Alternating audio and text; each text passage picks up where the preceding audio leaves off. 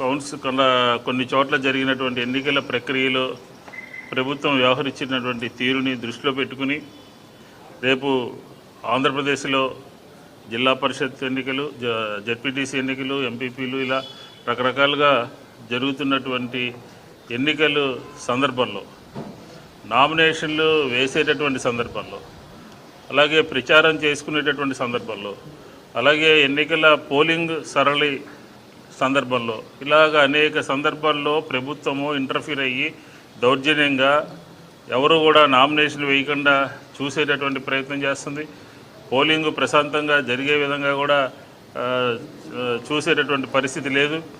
ఇలాగా ఏకపక్షంగా పోలీసు యంత్రాంగం అంతా కూడా ఆంధ్రప్రదేశ్లో ఏకపక్షంగా వ్యవహరిస్తుంది. కాబట్టి ముందస్తుగా రాష్ట్ర ఎన్నికల కమిషన్ ఈరోజు రాష్ట్ర పార్టీ జనరల్ సెక్రటరీ గారు, అలాగే ఎమ్మెల్సీ గారు, జిల్లా అధ్యక్షులు, ఇంకా పార్టీ ప్రముఖులు మేమందరం కూడా పోయి రాబోయే రోజుల్లో జరిగేటటువంటి ఎన్నికల ప్రక్రియని చాలా పారదర్శకంగా జరగాలి అని చెప్పని, సీసీ కెమెరాల పర్యవేక్షణలో నిరంతరం నిఘా ఉంచాలని చెప్పని, పోలీసులకి ప్రభుత్వానికి సరైనటువంటి డైరెక్షన్ ఇవ్వాలి అని చెప్పని మేము ఈరోజు వారిని కోరడం జరిగింది.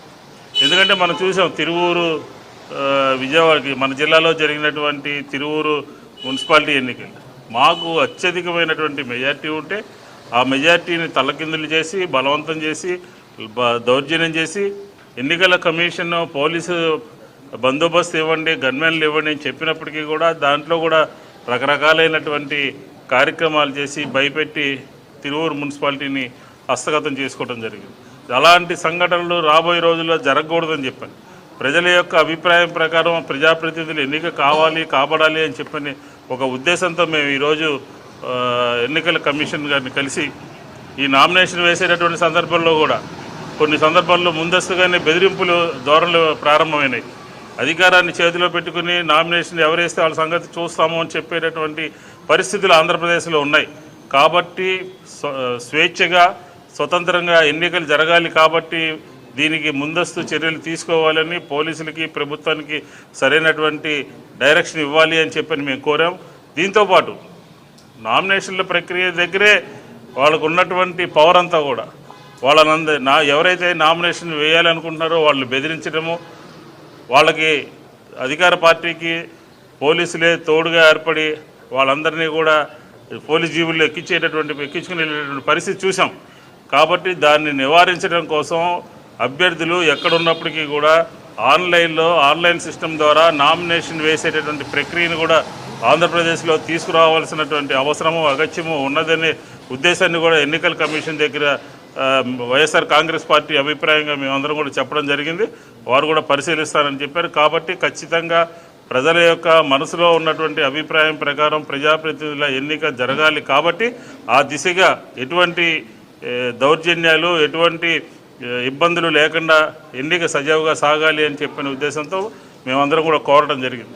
ఎందుకని మేము ఆ మాట మాట్లాడుతున్నామంటే ఈరోజు చూసే మనం నెల్లూరులో జరిగినటువంటి సంఘటనలు, నెల్లూరులో పోలీసులు వ్యవహరించినటువంటి తీరు, ఈరోజు లక్షల మంది, వేల మంది ఆ లీడర్ కోసం చూడటం కోసం వచ్చేటటువంటి వారిని కూడా రానీయకుండా అధికార దుర్వినియోగం చేస్తూ, రోడ్లు కట్ చేస్తూ, లేదా బార్గేట్స్ పెడుతూ, చెక్ పోస్టులు పెడుతూ చేసినప్పటికీ కూడా ఈరోజు జగన్మోహన్ రెడ్డి గారి నెల్లూరు పర్యటన సక్సెస్ అయింది. కాబట్టి ఇలాంటి ఏకపక్ష ధోరణులు ప్రజాస్వామ్యంలో సరైనటువంటిది కాదు.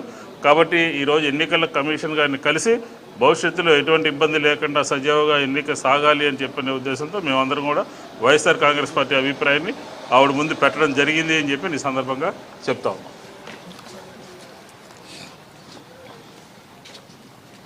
ఈరోజు రాష్ట్ర ఎన్నికల కమిషనర్ గారిని పెద్దలు శ్రీకాంత్ రెడ్డి గారు, అదేవిధంగా పెద్దలు ఎమ్మెల్సీ అరుణ్ గారు, మాజీ శాసనసభ్యులు పెద్దలు మల్లాది విష్ణు గారు, మూర్తి గారు, కనకారావు గారు, మేమందరం గారు కలిసి ఏదైతే ఆగస్టు 10వ తారీఖున జరగబోయే స్థానిక సంస్థ ఎన్నికలకు సంబంధించి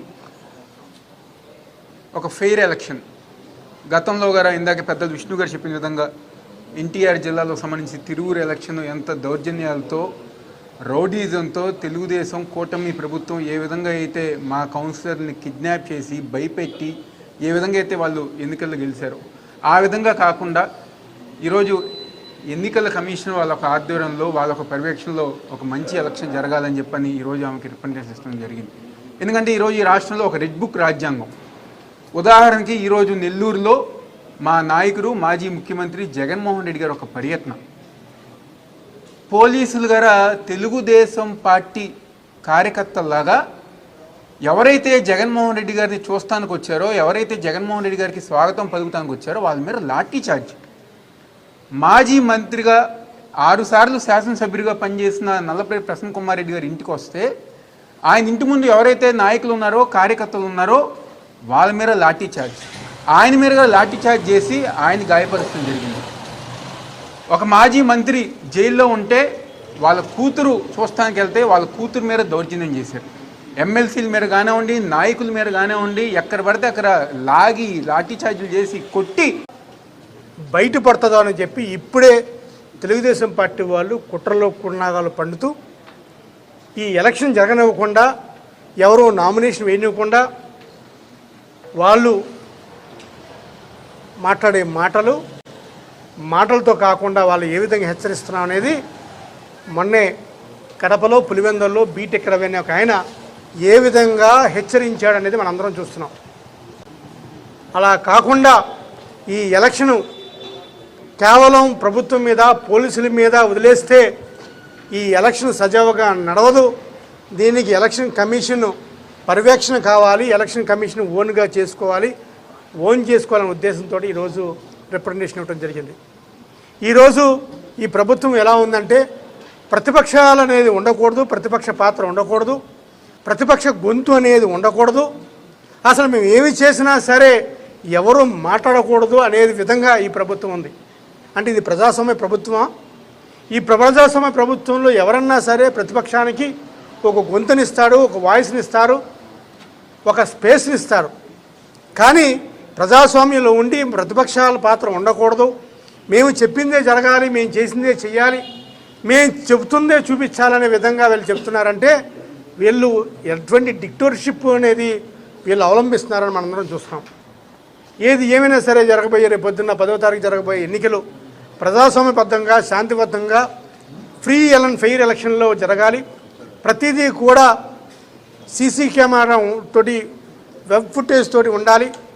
నామినేషన్ దగ్గర నుంచి కౌంటింగ్ దాకా, అదేవిధంగా క్యాండిడేట్ ఎవరైతే ఫైల్ చేస్తారో వాళ్ళకి రక్షణగా సెక్యూరిటీ ఇవ్వాలి. అదేవిధంగా ఆన్లైన్ ద్వారా నామినేషన్ ఫైల్ చేసే విధంగా ఇవ్వాలి. అదేవిధంగా రేపు జరగబోయే ఎలక్షన్లో కౌంటింగ్ ప్రాసెస్ దగ్గర ఎటువంటి వారిని కూడా అరాచక శక్తులన్నీ కూడా బయటపెట్టాలి, దూరం పెట్టాలనే ఉద్దేశంతో ఈరోజు రిప్రజెంటేషన్ ఇవ్వడం జరిగింది. రేపు జరగబోయే ఎన్నికలు ప్రజాస్వామ్యానికి, డిక్టేటర్షిప్కి జరగబోయే ఎన్నికలు కాబట్టి ఈ రాష్ట్రంలో ప్రజాస్వామ్యం వర్ధిల్లాలన్నా, ప్రజాస్వామ్యం విజయం సాధించాలన్నా, ఈ ఎన్నికలు విజయవంతంగా జరగాలంటే ఎలక్షన్ కమిషన్ పర్యవేక్షణ, ఇంటర్వెన్షన్ కావాలి. కాబట్టి రేపు జరగబోయే ఎన్నికలుకి ఎలక్షన్ కమిషన్ పర్యవేక్షణలో జరగాలని చెప్పి మనం రిప్రజెంటేషన్ జరిగింది. ఎన్నికల కమిషనర్ కూడా అన్నీ కూడా విని, గతంలో కూడా జరిగిన సంఘటనలన్నీ కూడా విని, తిరువూరులో ఏ విధంగా ప్రజాస్వామ్యంలో ఫస్ట్ టైం ప్రజల చేత ఎన్నుకోబడిన కౌన్సిలరు బాబు మేము ఓటేస్తాం, ఏ గుర్తు మీద గెలిచామో ఆ గుర్తుకు మేము ఓటేస్తాం, మాకు రక్షణ కల్పించిన దౌర్భాగ్యుల స్థితిలోకి వచ్చి ఎలక్షన్ కమిషన్ దగ్గరికి వచ్చి మాకు సెక్యూరిటీ కావాలని వేడుకున్నారు. ఈసారి అలా వేడుకోకుండా ఎవరైతే నామినేషన్ వేస్తారో ఆ నామినేషన్ ఇచ్చిన వాళ్ళందరికీ కూడా రక్షణ కల్పించాల్సిన బాధ్యత ఎన్నికల కమిషనర్కి ఉందని చెప్పి చెప్పడం జరిగింది. మా అన్నీ కూడా చాలా పేషెన్స్తో విన్నారు మేడం. తప్పకుండా ఇవన్నీ కూడా నేను నోట్ చేసుకున్నాను, ఇవన్నీ జరుగుతున్న తీరు నాకు తెలుసు, తప్పకుండా నేను ఇంటర్వ్యూని అవుతానని చెప్పి హామీ ఇచ్చారు. ఆవిడ మీద రాజ్యాంగబద్ధంగా వచ్చిన సంస్థ మీద నమ్మకంతో ఎన్నికలు ప్రశాంతంగా